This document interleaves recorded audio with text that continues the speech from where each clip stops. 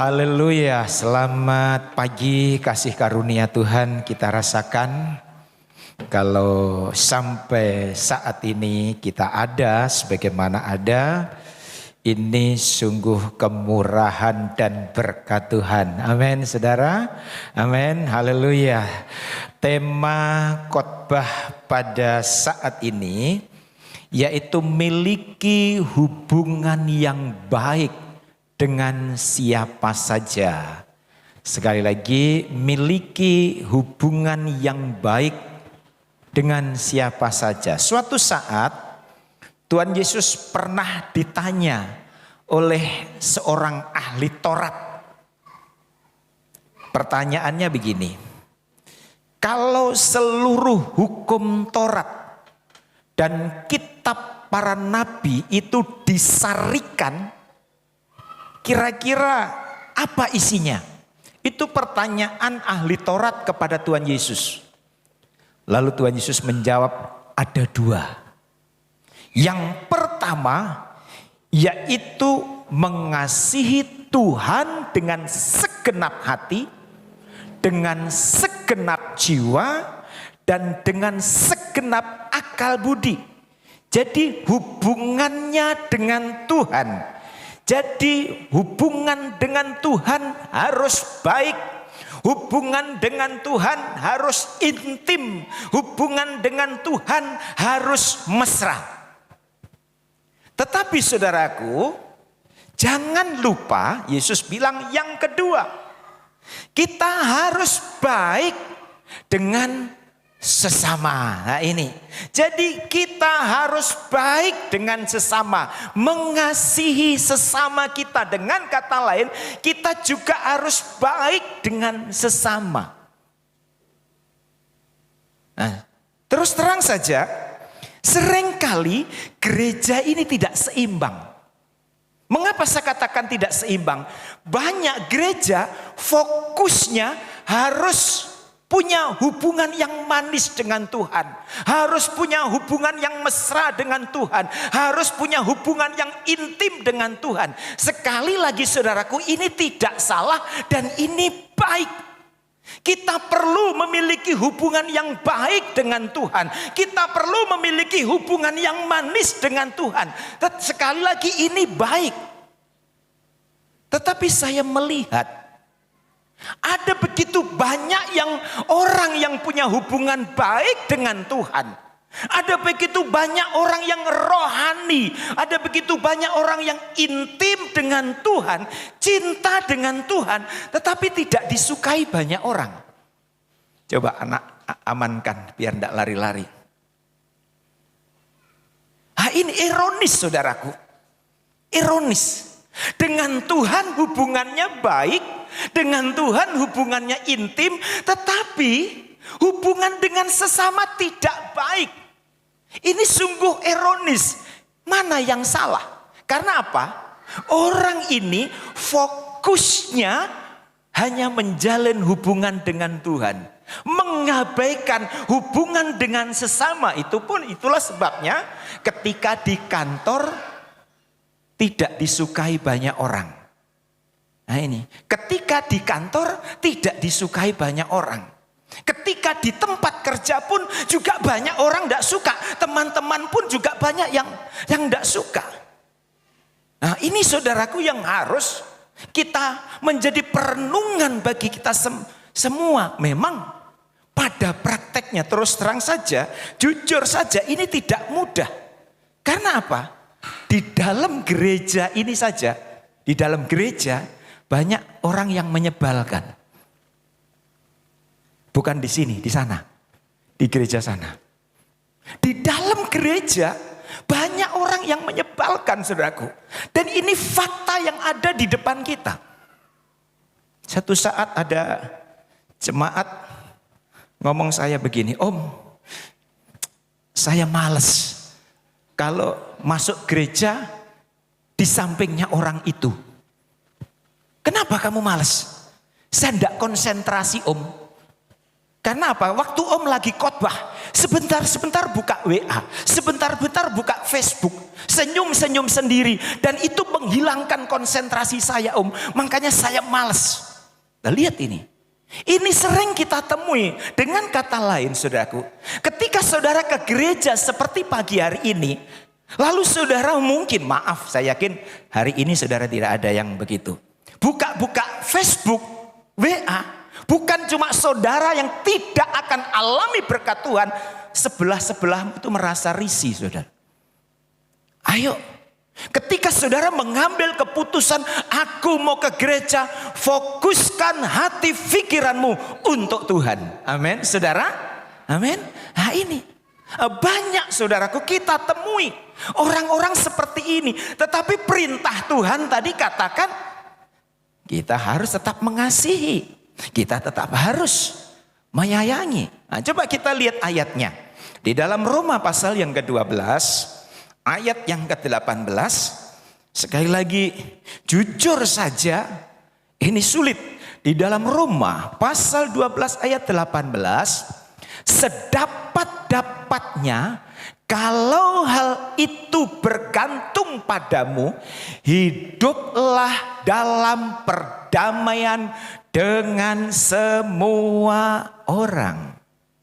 Hiduplah berdamai dengan semua orang. Walaupun yang kita temui orang-orang yang menyebalkan. Walaupun kita temui orang-orang yang rasanya membuat kita tidak nyaman.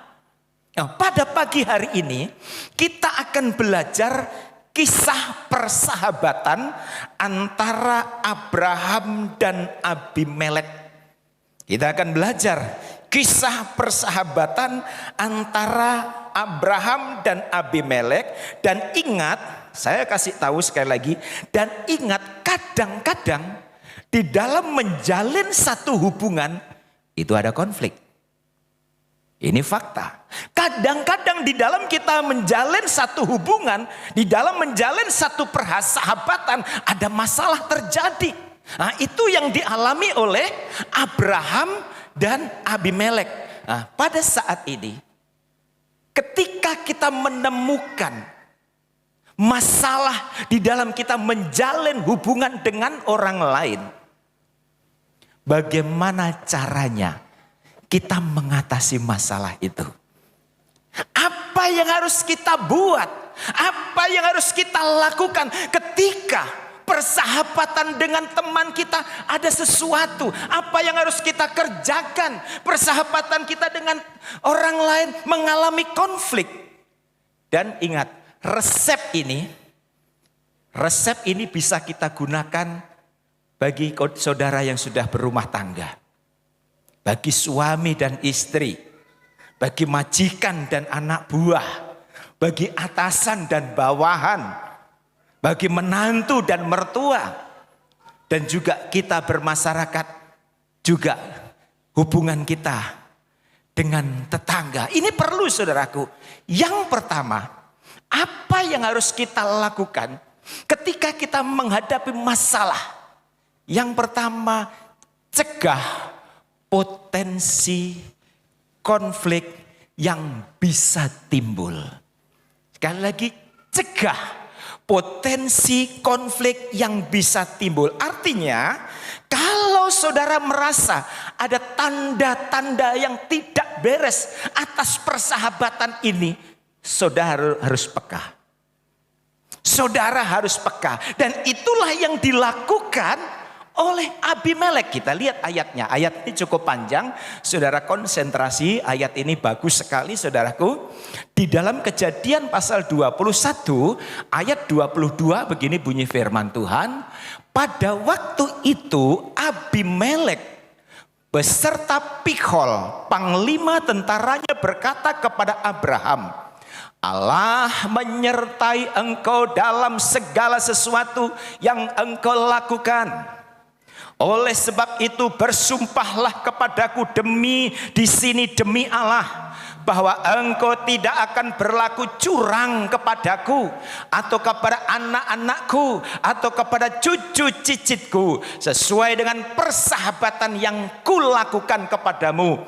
Demikianlah harus engkau berlaku kepadaku dan kepada negeri yang kau tinggali sebagai orang asing. Ayat 24. Lalu kata Abraham, aku bersumpah. Jadi saudaraku, Abraham dan Abimelek ini bersahabat. Tetapi ada problem, ada masalah. Apa masalahnya? Abraham semakin diberkati Tuhan. Kenapa berkat menjadi masalah? Karena apa? Saudara tahu, Abraham di situ ditampung oleh Abimelek. Pada waktu itu Abimelek itu seorang penguasa. Dia memiliki banyak harta, lahannya begitu luas. Lalu Abraham datang, lalu ditampung. Ditampung, daripada kamu di sini lebih baik di sana. Tanahku luas. Kamu tinggal di sana, kamu bisa mengembangkan usaha di sana. Saya lihat kambing dombamu banyak, kamu di sana saja. Dikasih pinjam tanah oleh Abimelek. Abraham dikasih pinjam tanah oleh Abimelek. Rupanya apa? Tuhan memberkati Abraham sehingga saudaraku ternaknya makin hari makin banyak, ternaknya makin hari makin banyak, sehingga wow, apa yang terjadi? Kalau sudah ternaknya makin banyak, perlu lahan yang makin luas. Karena apa? Perlu rumput yang banyak. Makin lama Abraham memperluas daerahnya, memperluas. Abimelek sadar, wow, ini tidak boleh dibiarkan ini. Ini tidak boleh dibiarkan. Sehingga apa yang dilakukan oleh Abimelek, saudaraku? Inilah rahasia yang pertama tadi. Abimelek mencegah potensi konflik di dalam persahabatannya dengan Abraham. Kita baca sekali lagi. Pada waktu itu Abimelek beserta Pikol panglima tentaranya berkata kepada Abraham. Dengan kata lain, Abimelek mendatangi Abraham. Lalu buat perjanjian. Nah ini. Jadi saudaraku, kita harus peka. Kalau saudara bersahabat dengan orang lain, berteman dengan orang lain, punya hubungan bisnis dengan orang lain, kalau sekiranya ada tanda-tanda yang bisa mendatangkan konflik dan itu membuat persahabatan saudara putus, membuat hubungan saudara putus, saudara harus peka. Dan Abimelek peka akan hal itu, melihat tanda-tanda tidak beres, akhirnya dia datang ke Abraham lalu membuat perjanjian. Nah ini contoh, saudara anak laki-laki tunggal, ini contoh ya. Lalu saudara menikah dengan seorang gadis. Kebetulan orang tua saudara sudah tua. Saudara memiliki rumah yang bagus, besar. Lalu orang tuamu pesan sama saudara, kira-kira bisa apa tidak, setelah kamu menikah, ajak istrimu tinggal di rumah. Papa mama sudah tua, toh rumah kita besar. Lalu saudara nurut. Setelah menikah, mengajak istri tinggal berkumpul dengan orang tuamu. Saudara tahu, ketika istri saudara, keluarga baru saudara masuk di dalam rumah orang tua, ada potensi konflik. Konflik pasti ada antara mertua dengan menantu. Nah ini juga harus diantisipasi, saudara. Ini fakta dan sering terjadi. Ketika menantu dengan mertua kumpul, pasti ada konflik, saudaraku. Walaupun ada kalanya ya tentu kalau konflik yang kecil-kecilan biasa, saudaraku. Tetapi ada di tempat-tempat lain, saudaraku. Ada di tempat-tempat lain konfliknya besar. Itulah sebabnya di sini ada beberapa anak muda yang sudah punya pacar, yang sudah pasti akan menikah. Saya tanya, kapan kamu menikah? Om, tunggu punya rumah sendiri, Om. Wow. Ketika dia menjawab, tunggu punya rumah sendiri. Wah, luar biasa. Saya yakin anak ini tidak mau ada konflik dengan orang tuanya. Istrinya dengan orang tuanya. Ini saudaraku. Jadi kita harus pandai-pandai mengantisipasi. Kalau saudara ingin hubungan dengan orang lain tetap berlangsung. Kalau saudara ingin berbisnis dengan orang lain tetap berlangsung lama. Saudara harus pandai-pandai mengantisipasi konflik yang akan timbul. Amin, saudara. Amin. Di rumah saya punya kolam ikan, saudaraku, dulu. Sekarang juga ada. Kolam ikan itu dalamnya mungkin sekitar 70 cm ya kalau ada airnya. Pada waktu saya isi air dan ada ikan, saudaraku, hampir setiap hari ayamnya tetangga kejebur di situ. Dan mati. Ya kalau seandainya saya tahu kejebur, langsung saya angkat. Tetapi nanti tahu-tahu sudah mengambang. Wow, ini ada potensi konflik saya dengan tetangga. Apa yang saya lakukan langsung saya keringkan. Dan sekarang jadi tempat sampah. Mengantisipasi karena apa? Saya ingin hubungan saya dengan tetangga tetap baik. Karena apa? Kalau ini saya biarkan, maka ayamnya tetangga akan habis. Amin, saudara. Jadi kita harus pinter mengantisipasi masalah yang akan terjadi, konflik yang akan terjadi.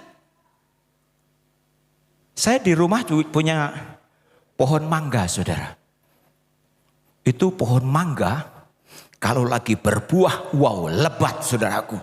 Lebat sekali. Cuma disayangkan, ini pohon mangga saya mau dia kalau tumbuh terus begini. Tetapi herannya dia mau belok ke rumah tetangga. Sudah saya doakan, tetap saja belok ke sini. Akhirnya apa, saudaraku? Karena kalau pohon mangga itu berbuah lebat, ada yang busuk, saudaraku, itu langsung jatuhnya di seng tetangga.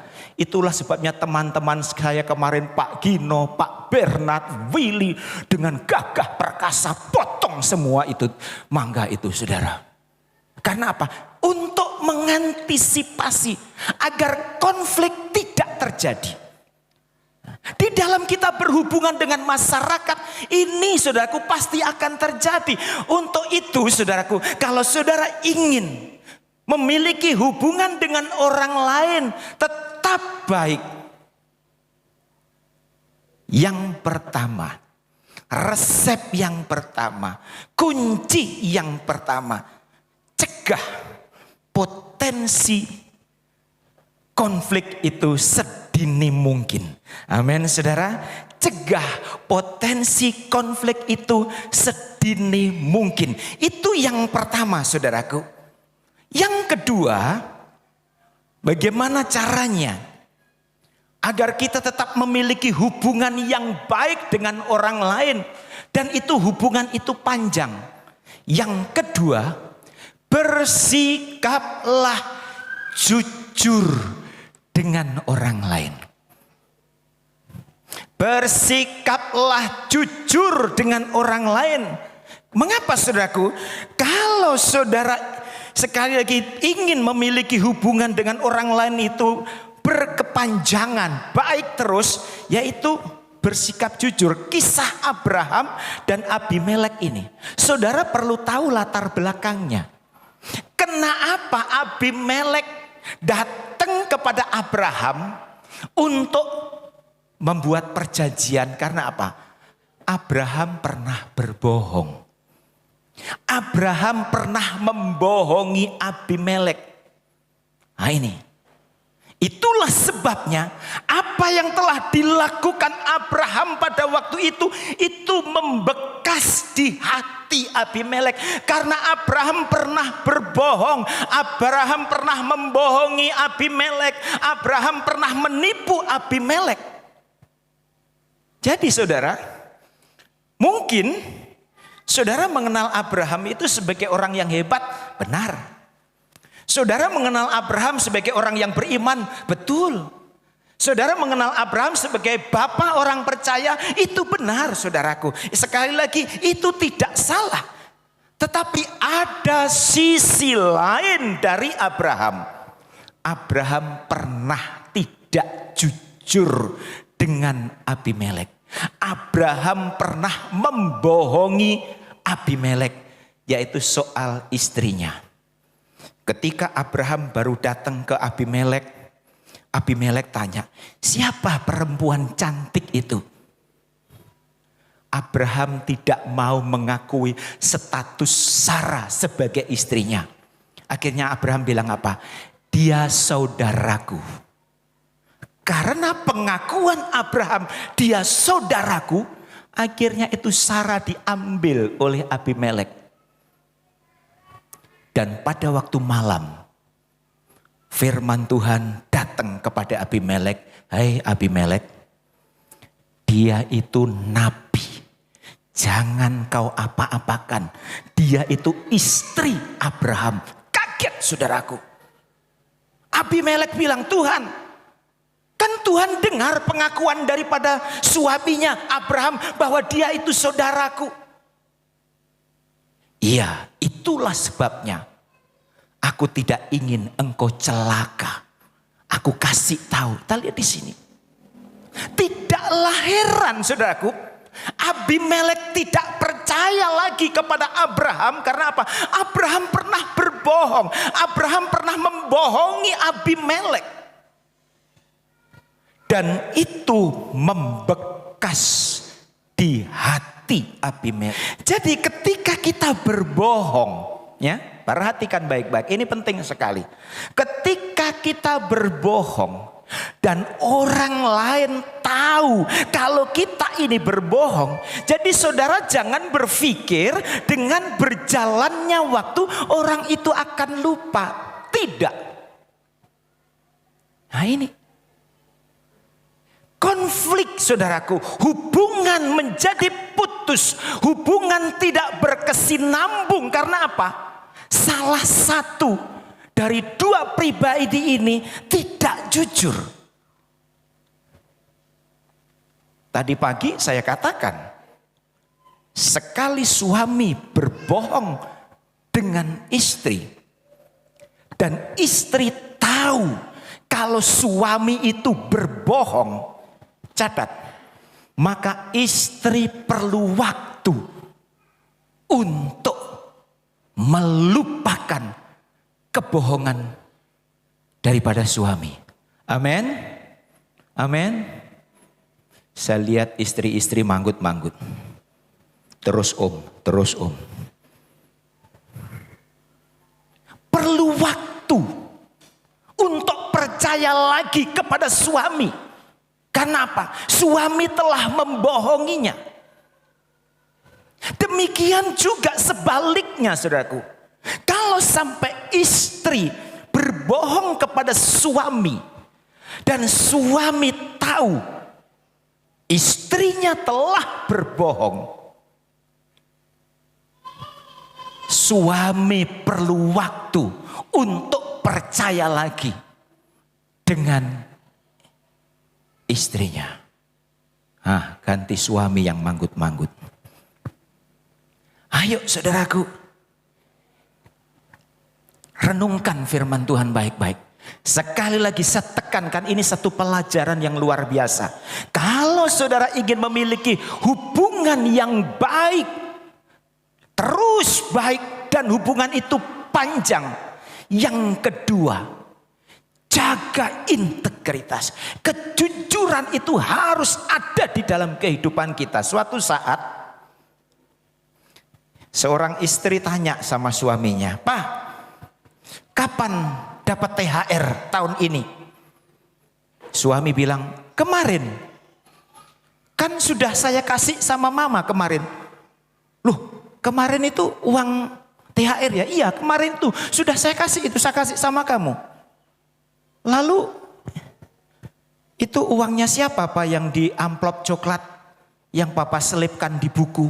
Uang yang mana? Yang itu yang Papa selipkan di amplop coklat. Oh, itu uang sial. Loh, kenapa uang sial? Sudah saya simpan kok masih ketahuan. Suami tidak jujur kepada istrinya soal keuangan. Nah, ini yang terjadi saudaraku. Nah, untuk itu kita harus hati-hati. Ada lagi. Ada suami tanya sama istrinya, "Ma, di mana gula?" "Wah, itu di toples, Pak." "Toples yang mana? Ini kok banyak sekali toples." "Toples yang tulisannya garam." "Duh, saya perlu gula." "Iya, itu toplesnya memang isinya gula tapi saya tulis garam." "Loh, kenapa?" "Agar semut enggak tahu." Nah, kita sering begitu saudaraku. Entah suami, jujur saja ini semuanya. Tapi saya tidak loh. Entah suami, entah istri, di teleponnya nama Yusuf padahal Yanti. Banyak toh. Siapa Pak? Yusuf padahal Yanti. Sama dengan tadi.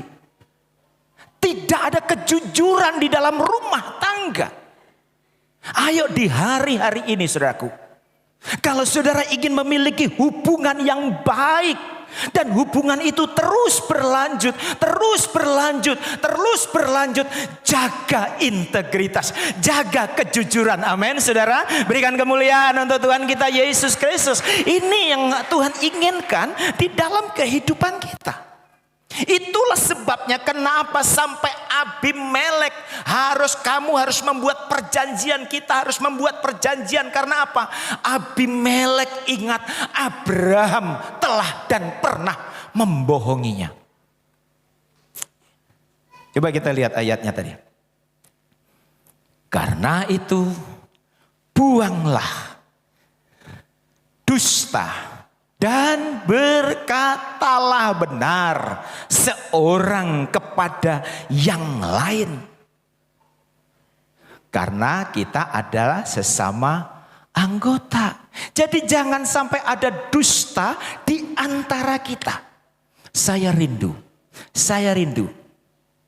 Bukan hanya kita memiliki hubungan yang manis dengan Tuhan. Bukan hanya memiliki hubungan yang indah dengan Tuhan. Walaupun itu prioritas utama. Tetapi kita perlu menjalin, mengembangkan hubungan kita dengan sesama. Bagaimana caranya? Yang pertama, cegah, antisipasi timbulnya konflik. Dan yang kedua, berkatalah jujur. Yang kedua, berkatalah jujur. Ada satu quote saudaraku, di sini dikatakan bersikaplah jujur jika Anda menghendaki hubungan yang positif dengan seseorang dalam jangka panjang. Bersikap jujur kalau saudara ingin menghendaki punya hubungan yang positif dengan siapa saja dalam jangka panjang. Kalau saudara ingin, saudaraku, hidup saudara berhubungan dengan orang lain itu saudara berpanjang, saudara bersikap jujur. Dengan rekan bisnis bersikap jujur. Dengan teman bersikap jujur. Itu yang kedua. Yang ketiga, bicarakan dengan terbuka. Nah, ini yang penting saudaraku, ini perlu saya jelaskan. Bicarakan dengan terbuka masalah yang ada. Seringkali kita ini suka nyimpan ya. Kita ini suka nyimpan. Ada masalah kita simpan. Ada unek-unek kita simpan. Kita ada masalah dengan suami, kita simpan. Kita ada masalah dengan istri, kita simpan. Kita ada masalah dengan majikan, kita simpan. Akhirnya apa saudaraku? Itu bisa menjadikan bom waktu. Itu bisa menjadikan bom waktu kalau terus kita simpan terus, saudara. Tetapi kita lihat, belajar daripada Abraham. Coba kita lihat Kejadian 21 ayat 25. Tetapi Abraham menyesali. Dalam terjemahan yang lain Abraham komplain. Abraham menyesali Abimelek tentang sebuah sumur yang telah dirampas oleh hamba-hamba Abimelek. Kita belajar dari Abraham kali ini. Kita lihat. Di dalam hati Abraham ada kejengkelan. Ada kejengkelan karena apa? Abraham sudah gali sumur dan mengeluarkan air. Tiba-tiba hamba-hamba Abimelek ambil itu sumur. Dan ketika Abraham ketemu Abimelek, apakah Abraham cuma bilang shalom? Tidak, sering kita begitu. Jujur saja, kita sudah tidak senang dengan seseorang. Sudah hati ini jengkel. Tapi ketika ketemu dengan orang itu, shalom. Tidak mau terbuka. Kita belajar dari Abraham. Dia jengkel karena apa? Dia sudah gali sumur, tetapi sumur itu diambil oleh hamba-hamba Abimelek. Itulah sebabnya ketika dia bertemu dengan Abimelek, dia bukan hanya sekedar salam, tetapi dia komplain. Dia sampaikan unek-uneknya, dia sampaikan masalahnya, dia sampaikan kesulitannya, dia sampaikan bebannya kepada Abimelek. Ini yang Tuhan inginkan, saudaraku. Jadi kalau saudara ingin punya hubungan dengan seseorang itu sehat dan panjang, kalau toh ada konflik, kalau toh ada unek-unek, sampaikan. Amin, saudara. Jangan hanya kita pendam, sementara kita tidak nyaman, sementara kita tidak enak. Kita belajar dari Abraham kali ini. Ketika dia tidak enak, ada sesuatu ganjalan, dia langsung ngomong kepada Abimelek. Di gereja, saudaraku. Tadi pagi sudah saya katakan, di gereja bahas 3 bahasa yang terkenal. Shalom, puji Tuhan, haleluya. Pokoknya itu, saudaraku. Ketemu seseorang, shalom. Ditanya, apa kabarmu? Puji Tuhan. Bisnismu bagaimana? Haleluya. Jadi pertanyaan itu jawabannya semua shalom, haleluya, puji Tuhan. Padahal ada masalah di dalam dada ini, ada unek-unek yang perlu disampaikan, tetapi tidak mau sampaikan. Dan ini sering terjadi, saudaraku, dalam kehidupan berumah tangga juga. Ada seorang istri punya masalah, tidak cerita sama suaminya. Tapi ceritanya dengan teman lain. Wah, suami saya itu baik. Suami saya itu rajin. Sering memuji saya. Engkaulah matahariku. Wah. Engkaulah bidadariku. Engkaulah pelabuhanku. Kebetulan suaminya pernah kerja di pelabuhan. Suamiku itu baik sekali. Cuma pelitnya minta ampun. Itu bukan om.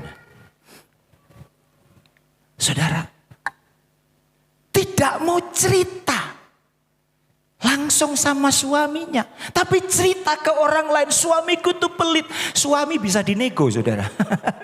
Suami bisa dinego. Pak, ini tanggal muda. Anggaran beli tas naik, Pak.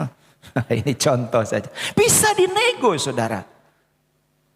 Daripada kita cerita kepada orang lain, sampaikan unek-unekmu kepada suamimu. Amin, ibu-ibu. Berat ya, karena sudah biasa cerita ke orang lain. Yang amen justru bapak-bapak, saya tanya ibu-ibu. Nah ini sampaikan, begitu juga dengan suami-suami. Kalau kalian punya masalah, punya unek-unek, sampaikan kepada istrimu, tidak salah. Tentu dengan bahasa-bahasa santun. Sampaikan, jangan cerita kepada teman-teman laki-laki lain. Wah, istriku itu baik sekali, istriku itu rajin, istriku itu pokoknya ndak banyak tingkah, istriku itu ndak cerewet. Tapi kebablasan. Saya ndak pulang pun ndak ditanya dari mana ke mana. Saya ndak ditanya sudah makan atau belum. Nah, ini saudaraku, ayo mulai saat ini kalau saudara ingin memiliki hubungan yang panjang, entah dengan teman bisnis, entah dengan kawan, ayo 3 hal ini. Pagi hari ini saya memberikan 3 kunci. Karena apa? Sekali lagi saya tekankan. Tidak menutup kemungkinan ketika saudara pulang dari gereja ini ada masalah, ada problem, ada kesulitan. Tetapi pagi ini kita memiliki 1 kunci. Kalau toh itu segera cegah. Ada potensi konflik, segera cegah. Seperti tadi saya katakan tadi. Sebelum tetangga-tetangga marah sama saya, potong ini. Pohon mangga ini. Sekarang gundul. Maaf yang merasa sekarang sudah tidak punya daun, bukan gundul, tidak punya daun. Saudara, ayo cegah potensi konflik dan belajar berkata benar, belajar berkata jujur. Satu saat saya sama tante ditemplak sama Esi, saudaraku. Esi kasih saya jeruk. Saya dapat 1, tante dapat 1. Lalu kami sembunyikan. Esi, opak belum dapat. Opak bohong. Saudaraku, opak bohong, oma bohong. Nah, saudaraku, moga-moga dia lupa. Nah, ini ayo jadi saudaraku 3 hal ini pegang baik-baik. Kalau saudara ingin menjalin sepersahabatan itu lebih lama. Baik di dalam bisnis ataupun hubungan dengan siapapun. Yang pertama, cegah potensi konflik sebelum konflik itu terjadi. Dan yang kedua, belajar jujur. Serta yang ketiga, terbuka. Sampaikan. Tidak usah disimpan. Itu jauh lebih baik kita terbuka, saudaraku. Lebih baik kita ngomong apa adanya daripada menjadi bom waktu. Kiranya lewat firman Tuhan ini memberkati kita semua. Berikan kemuliaan untuk Tuhan kita Yesus Kristus. Engkau Tuhan yang setia, waktumu selalu yang terbaik. Engkau Tuhan sandaranku, dan ku hanya akan berharap padamu. Engkau Tuhan yang setia, waktumu selalu yang terbaik. Engkau Tuhan sandaranku, dan ku hanya